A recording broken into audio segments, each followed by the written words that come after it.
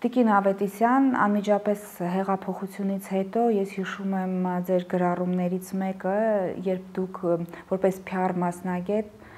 վերլուծեցիք, թե որն էր Նիկոլ Փաշինյանի հաջողության գրավականներից մեկը, ընդգծելով, որ իր կողքը իր կինն էր, ընտանիքն էր եւ նաեւ սա բերեց կերպարային հաղթանակի։ Այսօր էլ եք այդ կարծիքին։ Անցել է 2.5 տարի, մասնագիտորեն երբ որ վերլուծում ենք, այո, սկիզբը շատ կարևոր տեխնոլոգիաներ, PR տեխնոլոգիաներ կիրառվեցին, որոնք հանրույթի ուշադրությունը գրավեցին։ Եվ հաղորդակցություններ ճիշտ կայանում, եւ ելույթներն էին ուղերձային, եւ մոտեցումները ուսումնասիրված էր հանրույթի պահանջմունքները եւ այդ պահանջմունքներին համապատասխան ելույթներ էին, եւ հենց դա բերեց նրան, որ հասարակությունը սկսեց ընկալել մեկ մարդու, ով կարող է ղեկավարել եւ կառավարել։ Եվ հենց այդ ժամանակահատվածն էր, որ ընդդիմադիր գործիչից անցումը պետք է տեղի ունենար դեպի վարչապետ, համակարգային, մենք անձին չենք ընկալում վարչապետ, այլ համակարգն է եւ այդ ինստիտուտին պետք է հարգանքով վերաբերվել։ Առաջին իսկ վայրկյանից ընտրություններից հետո տեղի ունեցան բազմաթիվ խնդիրներ, սկսած քարոզարշավում, ամբողջ բեռը իր վրա տարավ Նիկոլ Փաշինյանը եւ այսօր ազգային ժողովի մեծամասնությունը անհայտ մարդիկ, ովքեր փորձառություն չունեին, ովքեր օրենսդրական աշխատանքի որևէ փորձ չունեին, հայտնվեցին ազգային ժողովում։ Արդեն իսկ խնդիրներից խնդիրը այստեղ է, այսինքն քաղաքականությամբ, կառավարության մեջ ընդգրկված շատ քիչ մարդիկ կային, ովքեր իրապես տիրապետում էին եւ հայաստանյան իրավիճակին, եւ արտաքին աշխարհի հետ մեր շփումներին։ Այստեղ հաղորդակցությունը խախտվեց եւ այսօր մենք տեսնում ենք արդեն դրա վախճանը, որովհետեւ ինչ որ բան սկսելը PR-ում շատ կարեւոր կանոն կա։ PR-ը երկարատև գործընթաց է, PR-ը հարաբերություններ ձևավորելու արվեստ է, բայց երբ որ ինչ որտեղ ինչ որ բան խզվում է, լրիվ հակառակ էֆեկտն է ունենում։ Եվ այստեղ էր, որ մենք հանդիպեցինք ոչ մասնագիտական, ոչ գրագետ աշխատելավոճի, եթե մենք հեղափոխության ժամանակ, ես թույլ տվեք ասեմ, իշխանափոխության ժամանակ նկատում էինք հետադարձ կապի առկայություն, ապա արդեն իրական իշխանության աշխատելավոճը ցույց տվեց, որ դա ուղղահայաց հաղորդակցություններ, այսինքն հանրույթի կարծիքը այլևս կարևոր չէր եւ այն լեգիտիմությունը եւ վստահությունը, որ տվել էր հասարակությունը վարչապետ Նիկոլ Փաշինյանին, հնարավորություն տվեց անել բազմաթիվ սխալներ եւ չլսել ընդդիմախոսներին, չլսել կառուցողական քննադատություն, որի արդյունքում մենք հասանք այս մեկնակետին։ Այո, ընդգծել էի, որ կնոջ առկայությունը, ընտանիքի առկայությունը, թեև թիկունք լինելը դա նոր մշակույթ էր հայ իրականության մեջ։ Բայց յուրաքանչյուր առումում այս ինստիտուտի նկատմամբ վերաբերմունքը պետք է բերեր որոշակի զսպվածության եւ էլի մասնագիտական բավական լուրջ աշխատանքի, որովհետեւ վարչապետի տիկինը ունի առաքելություններ, ունի ընդունված, գրված եւ չգրված օրենքներ, որոնց պետք է հետևել։ Ցավոք սրտի այսօր արձանագրում ենք, որ որևէ մասնագիտական գրագետ աշխատանք տեղի չունեցավ եւ ես չեմ կարող ասել դա իրենց ցանկություններ, թե համակարգում ստեղծված իրավիճակում ոչ պրոֆեսիոնալների առկայությունը։ Տիկին Ավետիսյան, հեղափոխության ընթացքում հանրությանը, հասարակությանը ոտքի հանելու ընթացքում իրենց դերը խաղացին նաև սուր արտահայտությունները, սա բնորոշ է ընդդիմությանը եւ սա իսկապես միավորներ է բերում, երբ անձը կամ կուսակցությունը կամ ինչ-որ խումբ ընդդիմություն է խաղում։ Սակայն երբ գալիս ես իշխանության, պիտի վերանայես քո բառամթերքը եւ այս դեպքում չհղկված արտահայտությունները բացասական էֆեկտ են ունենում, դա այդպես է։ Բնականաբար։ Տեսեք, ընդդիմության գործչին ամեն ինչ թույլ տրվում է։ որովհետև ի վերջո ինքը իշխանություն չի ներկայացնում, շատ հեշտ է խոսելը, շատ հեշտ է քննադատելը, գուցե բառամթերքն էլ կարող է չհամապատասխանել իշխանության ընտրված բառամթերքին կամ այդ ինստիտուտի բառամթերքին։ Բայց երբ որ գործիչը հայտնվում է արդեն այդ պաշտոնում, իր մոտ էական փոփոխություններ են տեղի ունենում։ Սկսած հարաբերություններից վարքագծային բազմաթիվ նորմեր կան, որոնք չեն պահպանվել։ Եվ ամենակարևորը, վերբալ իմիջը շատ կարևոր է հաղորդակցության համար։ Երբ որ մենք օգտագործում ենք բառեր, որոնք հարիր չեն այդ պաշտոնին, տեսեք, մենք ունենք միջավայրային իմիջ, որին պետք է համապատասխանենք, այդ պորտֆելին համապատասխաներ Նիկոլ Փաշինյանը,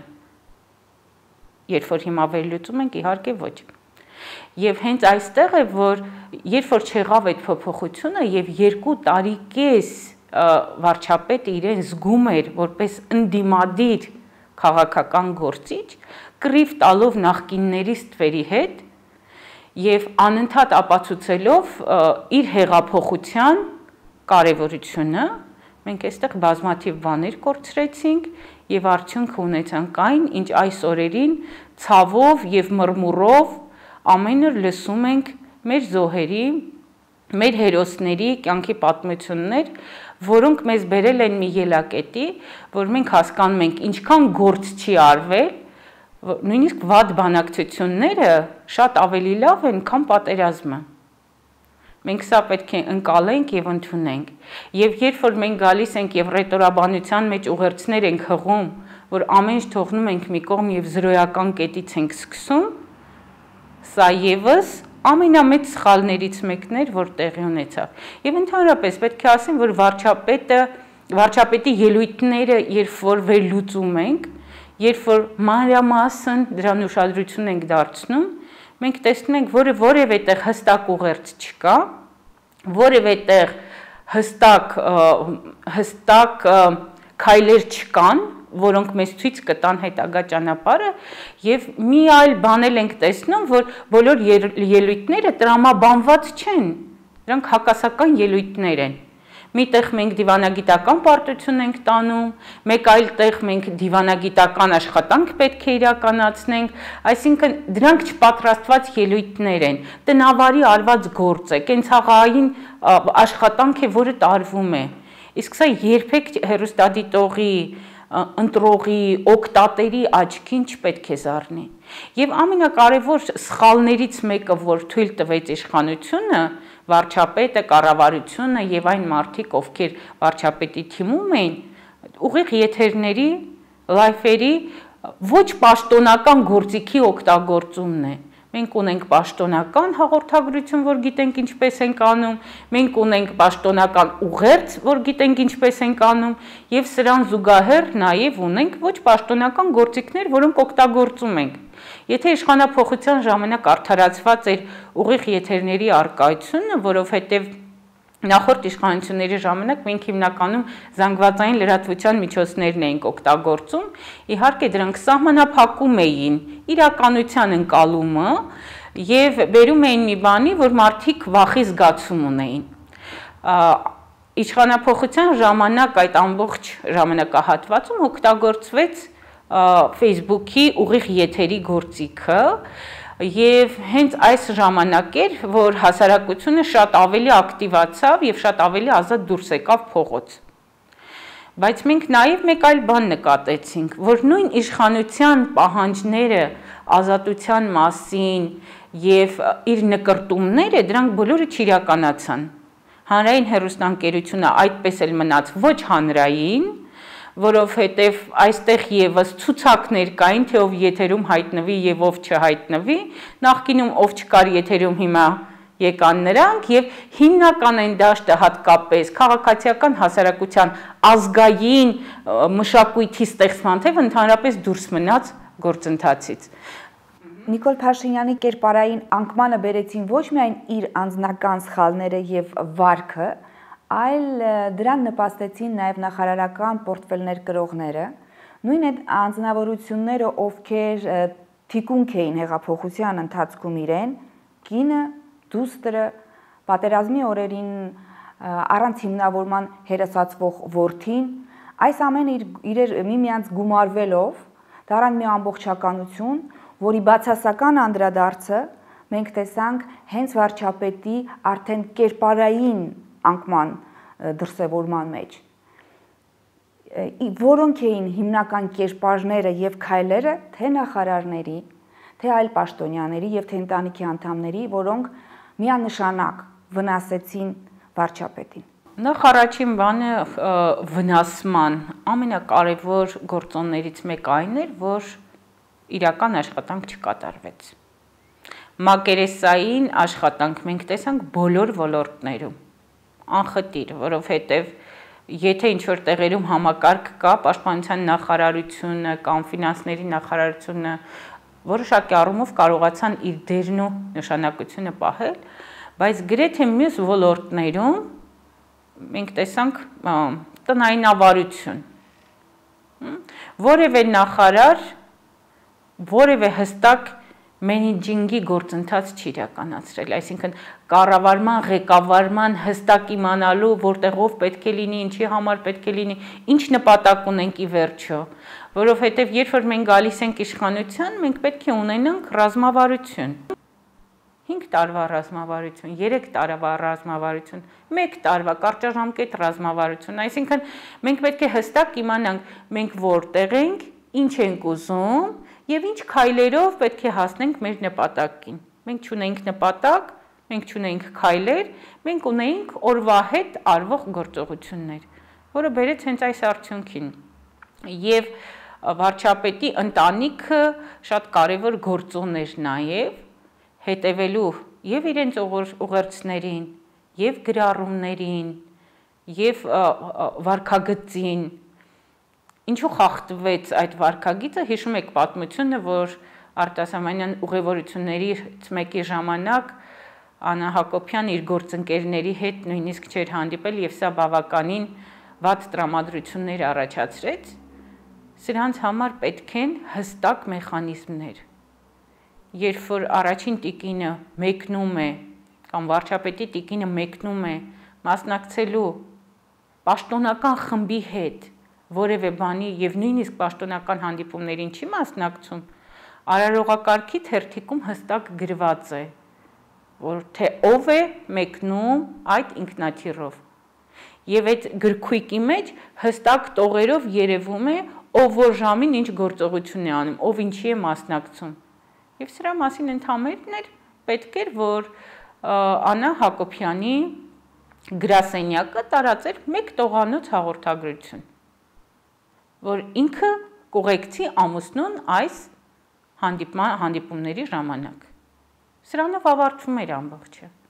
Բայց թույլ եք տալիս սխալներ եւ հետո մեկ ամիս շարունակ եթերում, այո, հետո դրանից հետո գալիս ենք, սկսում ենք հերքել, թե ինչի համար ենք դա արել։ Ախր աշխատանքային գործընթաց գոյություն ունի եւ այդ աշխատանքային գործընթացին պետք է մասնագիտորեն տիրապետել եւ հրավիրել մասնագետների, որ աշխատեն։ Ես չտեսա որևէ տեղ, որևէ մարդ մամուլի քարտուղարի կարգավիճակում, խորհրդականի կարգավիճակում մարդիկ, ովքեր որ իսկապես իրենց գործով կարող էին զբաղվել, ովքեր ոչ թե շոու կանեին, PR-ը շոու չի։ PR-ում կա ընկալելի եւ մատչելի մատուցել տեղեկատվությունը, իրադարձությունը, բայց դրա հիմքում բովանդակություն պետք է լինի։ Մենք ավելի շատ ձևին ենք հիմա ուշադրություն դարձնում, քան բովանդակությանը։ Ներկայիս իշխանությունը ոչ միայն չօգտվեց մասնագետների ծառայություններից, այլ նաև շատ առաջարկներ օգնության մերժեց։ Այդ թվում նաև PR գծով։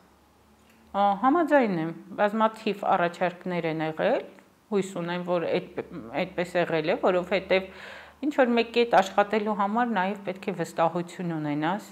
Եթե չվստահես որևէ մեկին, սա այն մասնագիտությունն է, որ յուրաքանչյուրի հետ չես կարող աշխատել, որովհետև PR մասնագետը պետք է իր գործը անելուց զատ նաև անվերապահորեն հավատա արված գործին։ Երբ որ չհավատաս ինչ որ բան, այն չի լինելու, դու կարող ես ուղղակի մեխանիկորեն ոչ զգացմունքային աշխատանք անել, որը շատ կազդի նաև ընդհանուր երևույթների վրա, բայց համոզված եմ, որ շատերը առաջարկեցին, շատերին իրենք վերցրեցին իբրև անծանոթներ կամ գուցե եւ ծանոթներ, հետո հասկացան սխալները, հետո փոխեցին, հետո ընդհանրապես մենակ մնացին, այսինքն սրանք երևույթներ են, որ միայն մեկ հոգով չեն պայմանավորված, PR խումբը պետք է շատ ակտիվ գործողներից լինի եւ հասարակության տրամադրությունները ստուգելու, ուսումնասիրություն անելու եւ հոգեբանորեն հասկանալու, թե այս պահին մեր մենտալիտետում ապրող մարդ է, Սփյուռքում ապրող հայ կինը եւ տղամարդ ինչ կուզենային տեսնել։ Մյուս կողմից ինչպիսի ուղերձներ հնչեն, որոնք հասանելի են մարդկանց եւ ընկալելի են։ Օրինակ, այս ժամանակահատվածում Աննա Հակոբյանը հանգիստ կարող էր տարբեր երկրների նախագահների կանանց նամակներ գրել, ՄԱԿ-ի եւ մյուս կարևոր կառույցների, որոնք հումանիստական, մարդասիրական, մարդու իրավունքների հետ կապված, այսինքն տարբեր տիպի միջազգային մեծ կառույցներ կան, որոնց հետ աշխատանք պետք է տարվեր։ Սա շատ կարևոր գործընթաց էր, որը չարվեց եւ որին փոխարինեց խրամատում գտնվելը, որի իսկությունը արդեն այսօր եւ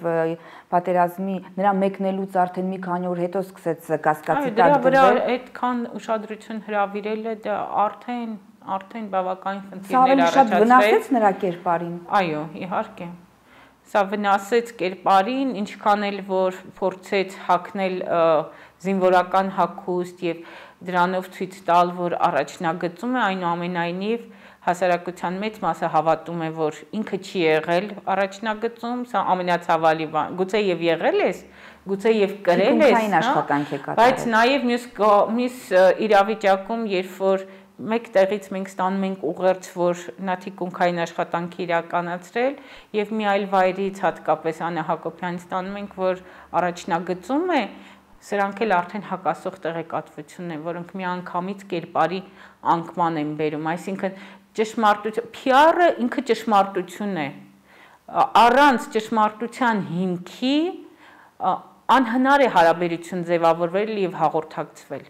Ուրեմն նաև մենք այս կանոնը չպահեցինք, դրա համար հիմա ստի, ապատեղեկատվության մթնոլորտը ավելի շատ է ձևավորված եւ հասարակության մոտ էլ նույնիսկ այն մարդիկ, ովքեր շատ վստահում էին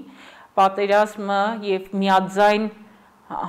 համաձայնության գալը եւ հայտարարություն ստորագրելը բերեցին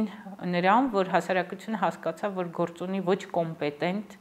ղեկավարության հետ։ Տիկին Ավետիսյան, Նիկոլ Փաշինյանի իշխանության առաջին իսկ օրերից մենք մշտապես առնչվում ենք արդարացումների հետ։ Սկսած այն դեպքից, որը դուք մատնանշեցիք, պարզաբանումներից մեկը այն էր, ինչ տարբերություն միևնույն է ինքնաթիռը դատարկ էր թռնում եւ ով կարող էր քնել իր ամուսնու կողքը, այսինքն ցույց տալով քաղաքացուն, որ բյուջեին չի վնասել, հետո հակառակը ապացուցվեց, որ հատուկ ծախսեր արվել են իր մեկնման համար։ Վերջացած վերջին Փաշինյանի գրառմամբ, որից հաջորդ օր անմիջապես նա նորից փորձեց արդարանալ, դա բացատրություն չէր, դա արդարացում էր։ Երբ մարդ անդադար արդարանում է, հետո նորից անում է մի քայլ, որի համար պիտի արդարանա։ Սա ինչ մտքեր է առաջացնում հասարակության մեջ մարդու հանդեպ, վստահություն, թե ինչ։ Սա անհետևողական աշխատանքի արդյունք էր։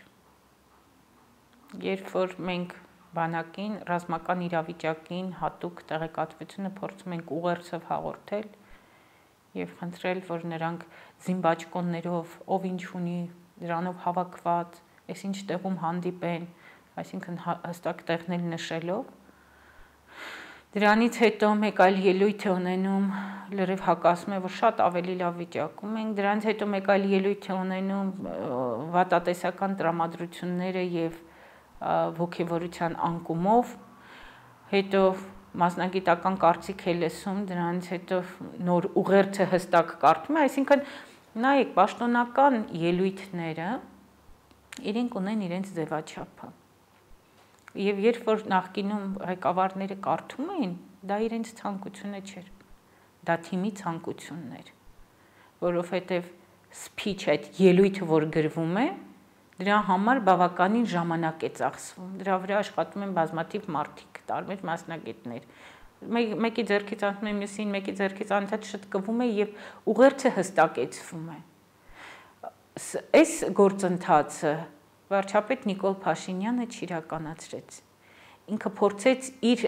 մտածողության, իր ունեցած տեղեկատվության, իր ռետորաբանության վրա հույսը դնել, բայց հենց այստեղ ինքը կործանվեց, որովհետև պաշտոնական հաղորդագրությունը սիրում է կարճ, հստակ, համադրված ելույթ, որից որևէ շեղում պետք չի ունենալ։ Եվ մի ելույթում ներողություն եմ խնդրում, չի կարելի 15 բանի մասին խոսել։ Մի անգամից շեղում ես ինֆորմացիան։ Եթե դու ասելիք ունես, դուրս արի, ասա կարևոր ասելիքը եւ վերջ, դրանով փակի, բայց մենք այստեղից դուրս են գալիս, հայտնվում ենք այն մի տեղում, հետո գնում ենք նախկիններին, էլի ասում ենք հողը հանձնել են, հիմա մեր վրային այդ բանը դրել, հետո գնում, այսինքն այս բանը խառնաշփոթ ճանապարհը մեզ լավ ելքի չի բերում։ Այն մարդիկ, ովքեր կուրորեն հավատում էին, էլի կան այդ կուրորեն հավատացողները, բայց այն մարդիկ, ովքեր մտավորական են, ովքեր կարդալ գիտեն, ովքեր տեսնում են, թե ինչ է տեղի ունեցել, նախկինում ինչ կար, հիմա ինչ կար, հասկանում են, որ մանիպուլյատիվ բոլոր գործիքները օգտագործվել են, որ մարդկանց ուղեղում դա մնա, որ մեկը սուրբ է, մյուսները մարդասման եւ թալանչի։ Այստեղ մենք տեսնում ենք միայն չտրամաբանված եւ ոչ հեռատես, ոչ հետևողական աշխատանք, թե հստակ տեսնում ենք նաեւ ոչ հավասարակշիռ վարք։ Վարքագծային խախտումները բազմաթիվ էին եւ սա կարող է բերել նրան, որ մարդու կերպարը ի վերջո, ինչպիսին որ ինքը կա, ինչ իրավիճակում է լինի, փոփոխություն չի ունենա, շտկման դեպքում, երբ որ ինքը մի քիչ բարկացած լինի, միանգամից դա երևում է։ Այսինքն սա հոգեբանական բան է եւ սա ինքներս մեր հույզերը մեր հույզերը կառավարելու, մեր խոսքը կառավարելու որոշակի ելակետեր պետք է ունենանք։ Վարչապետ Նիկոլ Փաշինյանի ժամանակ սրանք չկային։ Գուցե եւ շատերը հենց դրա համար էին իրեն սիրում եւ ընկալում։ Եթե չլիներ պատերազմը, ներկայիս վարչապետի հեղինակությունը նույն կերպ սրընթաց անկում կապրեր։ Պատերազմը ավելի մոտեցրեց անկմանը։ Պատերազմի ժամանակ թույլ տրվեց սխալ, որը մարդկանց մտքով ուղղակի չէր կարող անցնել։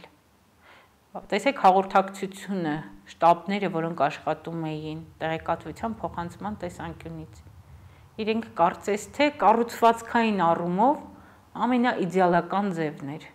որ ամեն օր նույն ժամին ռազմաճակատից տրվում է տեղեկատվություն եւ հասարակությունը դա լսելով որոշակի առումով զսպվածություն է ձեռք բերում, որոշակի առումով զգացական բաներ է ունենում, բայց ինքը տեղեկացված է լինում, թե ինչ է կատարվում։ Այլ բան է, որ հետո լրիվ հակառակ իրավիճակում մենք հայտնվեցինք, բայց զուտ կառուցվածքային առումով տեսականորեն, եթե բնութագրենք, թե ինչպիսի աշխատանք կարող էր լինել, այդ աշխատանքը տեղի ունեցել։ Ինչպիսի ինֆորմացիա է ստացել այդ կարևոր ինֆորմացիա փոխանցողը, որը այս դեպքում Արծրուն Հովհաննիսյանն էր եւ կարծիքի լիդեր էր, այսինքն արդեն երրորդ անգամ ստեղծվում է այս կարծիքի լիդերը, իր վրա դրվում է շեշտադրում, որ տեղեկատվությունը, ճշմարտացի տեղեկատվությունը կարող ենք ստանալ տվյալ մարդուց։ Ես չգիտեմ ինքը հետո ինչպիսի տեղեկատվություն է ստացել, ինչ է հաղորդել, բայց մեկ բան հստակ է, որ խոճապ չառաջացնել եւ դա ռազմական բոլոր իրավիճակներում ակնհայտ բան է, ոգևորությունը չգցել, որովհետեւ եթե ընտանիքի անդամները ոգևորված չեն, ամեն զանգի հետ իրենց վատ իմպուլսներն են փոխանցում զինվորին եւ այնտեղ կարող է խոճապը ստեղծվել, այսինքն սրանք փոխկապակցված բաներ են, որ այստեղ կանգնող մարդով ելույթ է ունենում, տալիս է ինֆորմացիա, շատ մեծ պատասխանատվություն ունի։ Եվ որևէ մեկը այսօր մեղադրելու իրավունք էլ չունի, միայն այն, որ վերջին օրը Արծրունի ի հայտ գալը շատ կարևոր էր։ Անկախ նրանից հիվանդացել էր, շատ վատ վիճակում էր, սրտի տագնապ էր ունեցել, տարբեր խոսակցություններ ենք լսում, բայց մեկը, որ մի բան սկսել է, նաև վերջը պետք է տա, այսինքն իր ցիկլային ավարտը պետք է ունենա։ Մենք այդ շղթայական ավարտը չունեցանք եւ դա բերեց մի բանի, որ հիմա հասարակությունը իր համար ստեղծել էր մի հերոս, որից սպասում էր լավագույնը եւ դա չարդարացավ, հիմա ամբողջ քննադատության մեխը ուղղված է դեպի Արչուն Հովհաննիսյանը, բայց նաև պետք է հասկանանք, որ այս ընթացքում նույն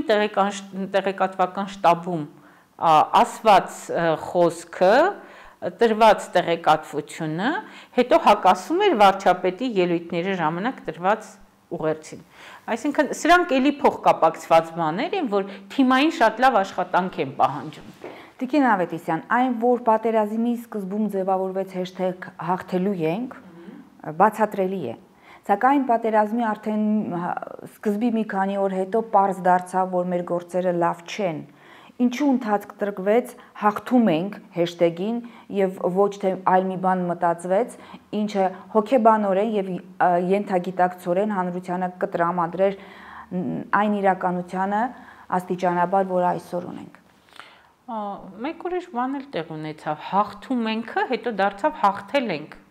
Այսինքն շատերիս համար, որովհետև մենք ստանում ենք տեղեկատվություն, որ այս գծում շատ լավ իրավիճակ է, այս գծում շատ լավ իրավիճակ է, մենք կորցրել ենք, բայց սա հետ ենք բերել եւ հաղթում ենքը դարձավ հաղթել ենք, որը ավելի ամրապնդեց հասարակության մոտ այն զգացողությունը, որ մենք հաղթողի կարգավիճակում ենք, որովհետև որևէ մեկը չէր մտածի, որ տարիներ առաջ, երբ որ մենք շատ ավելի վատ ռազմական գիտելիքներ ունեինք եւ ռազմական տեխնիկա ունեինք,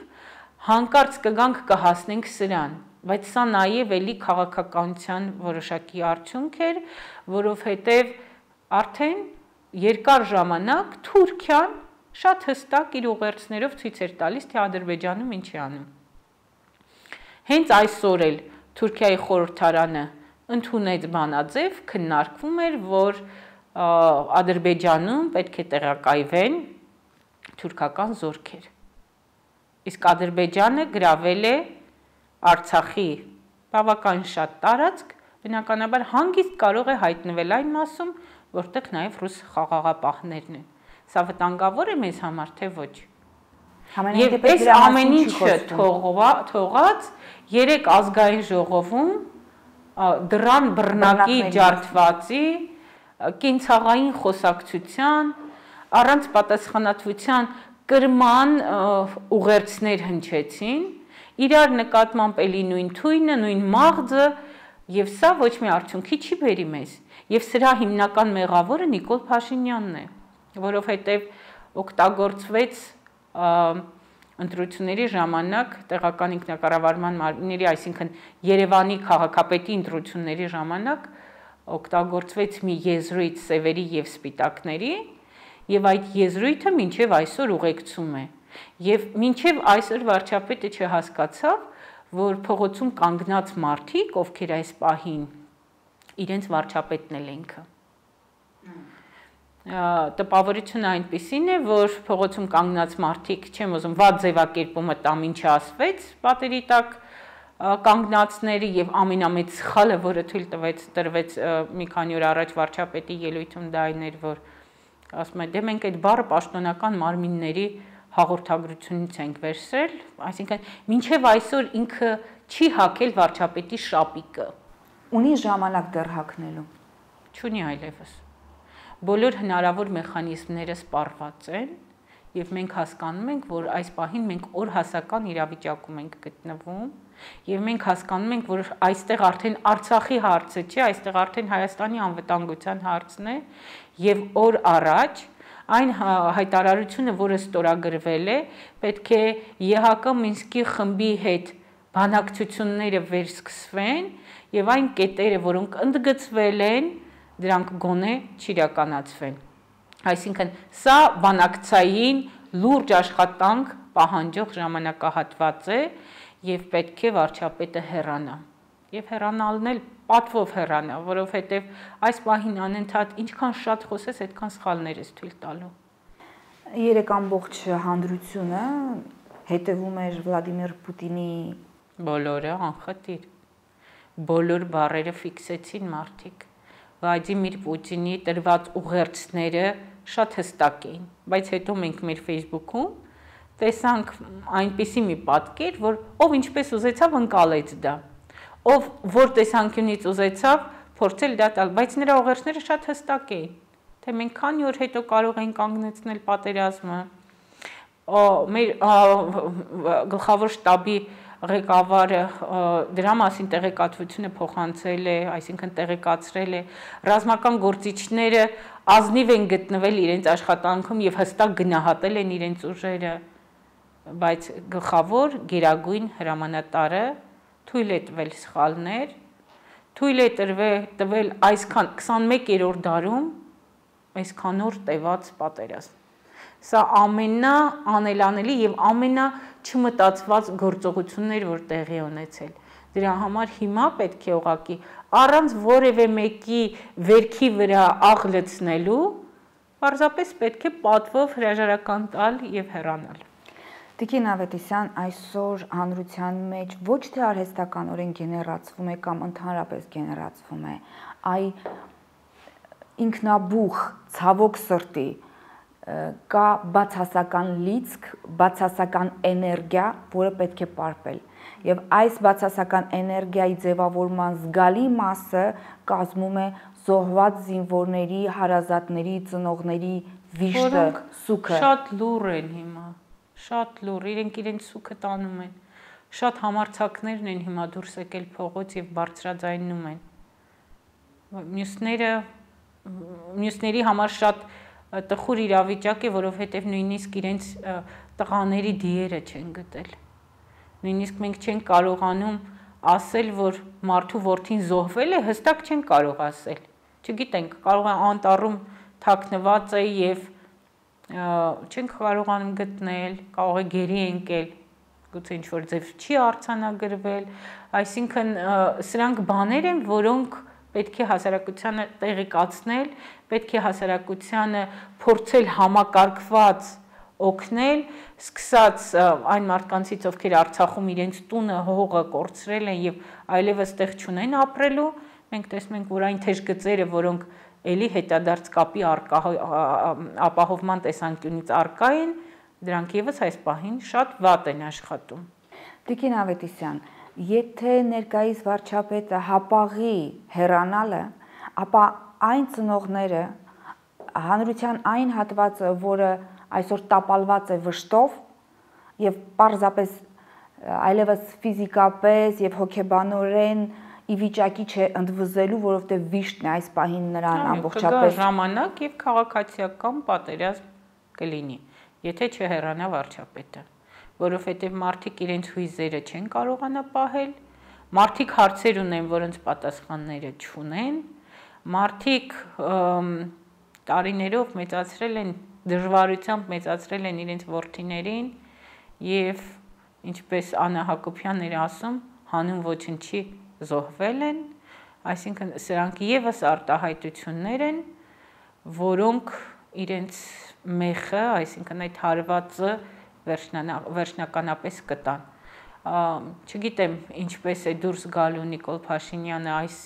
թնջուկից, այս իրավիճակից, որը հենց ինքն է արել, հավանաբար կյանքը բումերանգի էֆեկտ ունի եւ բերեց այս վատ հետևանքներին, բայց ամեն դեպքում հույս ունեմ, որ հասարակությունը մեջ կկողի եւ մենք հետ կվերադառնանք այն հաղթողի կերպարին, որ տարիներ շարունակ իսկապես մենք չենք գիտակցել վերջին օրերին, վերջին 2 ամսվա ընթացքում մենք փորձեցինք գիտակցել, թե մենք ինչ հաղթող կերպար ենք եղել եւ ինչ ենք ունեցել եւ ինչը կարող էր փոխզիջվել հանուն ինչի, բայց մենք հիմա ունենք ոչինչ։ Տիկին Ավետիսյան, կարող ենք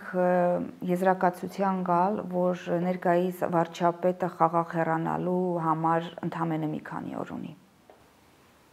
Ես մեծ հույս ունեմ, որ այո։ Եթե հապաղի այլևս խաղաղ հեռանալու հավանականությունը կկորի։ Շատ վատ սցենարներ կարող են սպասվել։ Ես հույս ունեմ, որ մի քանի օրից այո, վարչապետը հրաժարական կտա եւ այս պահին կարծում եմ, որ այնքան խելացի է, որ գուցե ինչ-որ կերպ բանակցել է եւ հասկանում է ինչ իրավիճակում է